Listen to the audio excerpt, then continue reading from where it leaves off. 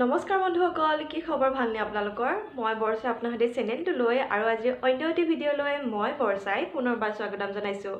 আশা কৰোঁ আপোনালোক সকলো ভালে আছে আৰু বৰ্তমান ময়ো ভালে আছোঁ আৰু সকলো ভালে থাকক। বহুত দিন হ'ল আপোনালোকৰ মাজত কোনো ধৰণৰ ভিডিঅ' দেখোন মই আগবঢ়াব পৰাই নাই আৰু সেয়ে ভাবিলোঁ আজি এটি ভিডিঅ' আগবঢ়াওঁ। কিন্তু ভিডিঅ'টো আগবঢ়োৱাৰ কথা নাছিলে বাৰু। বায়ে চজিনাৰ চৰচৰি বনাবলৈ ল'লে, তাকে ভাবিলোঁ আপোনালোকৰ মাজত দেখা। আপোনালোক বাৰু সকলোৱে নিজৰ ঘৰত চজিনাৰ বহুত প্ৰকাৰে বনাই খায়, কিন্তু আমাৰ ঘৰতনো কেনেকৈ খাওঁ তাকে আপোনালোকক দেখাওঁ বুলি ভাবিলোঁ।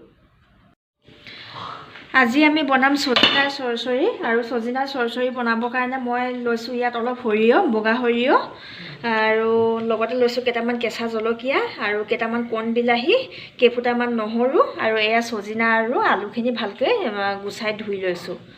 এতিয়া আমি মিক্সিত এই নহৰু, জলকীয়া আৰু সৰিয়হখিনি আমি পেষ্ট কৰি ল'ম। এয়া আমাৰ সৰিয়হৰ পেষ্ট ৰেডি হৈ গ'ল। এতিয়া মই এখন কেৰাহী পাতি লৈছোঁ আৰু কেৰাহীখনত মই এতিয়া অলপ তেল ঢালি দিম।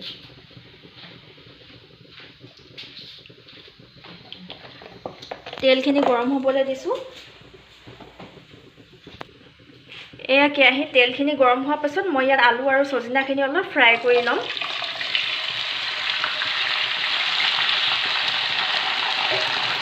ফ্ৰাই কৰোঁতে ইয়াত অলপ কম পৰিমাণৰ নিমখ দি ল'ম।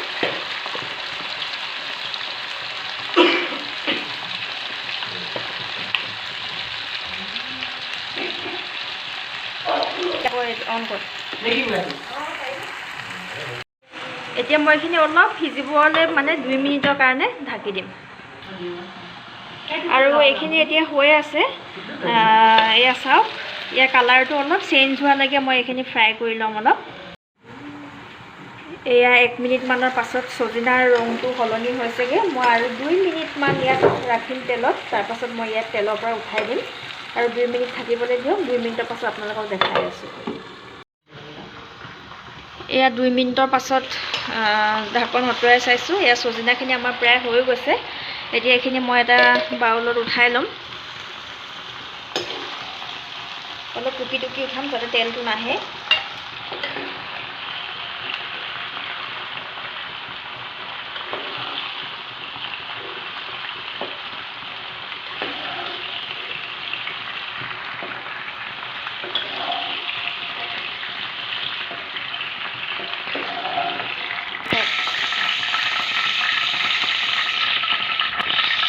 এতিয়া এইখন কেৰাহীতে মই ইয়াত পেষ্ট কৰি লোৱা 2 চামুচ সৰিয়হ দি দিছোঁ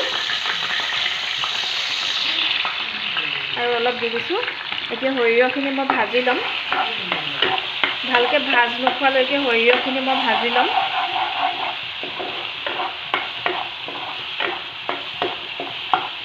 প্ৰায় 2 মিনিটমান সময় এইখিনি ভাজিব লাগিব।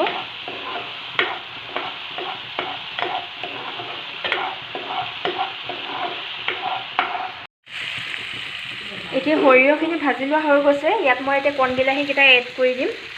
বিলাহী দিলে ইয়াৰ সোৱাদটো বেছি ভাল হয়, সেইবাবে আপোনালোকে কণ বিলাহী নিদি ডাঙৰ বিলাহীও ব্যৱহাৰ কৰিব পাৰে। এতিয়া বিলাহীকেইটা গলি নোযোৱালৈকে মই এইখিনি ভাজি থাকিম। এয়া বিলাহী গলিবলৈ আৰম্ভ কৰিলে। এতিয়া মই ইয়াত জোখ অনুসৰি হালধি এড কৰিম আৰু নিমখটো দি দিম। হালধি আৰু নিমখ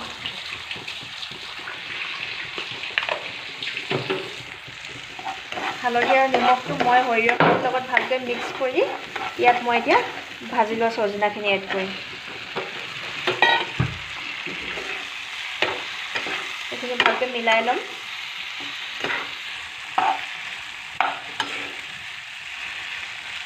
আৰু এইখিনি মই এতিয়া ঢাকোনখনেৰে 5 মিনিটমান ঢাকি থ'ম, অলপ সিজালৈকে। এয়া 5 মিনিটৰ পাছত আমাৰ চজিনাটো ভজা হৈ গৈছে। এতিয়া আমি ইয়াত পানী এড কৰিম।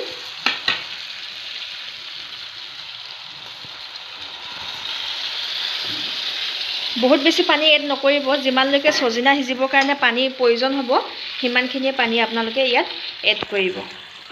এতিয়া এইখিনি উতল আহিবলৈ মই আকৌ পুনৰ ঢাকি দিম। এয়া উতলিবলৈ আৰম্ভ কৰিছে। উতলিবলৈ আৰম্ভ কৰোঁতে মই ইয়াত বটি থোৱা সৰিয়হ আৰু 2 চামুচ এড কৰি দিম।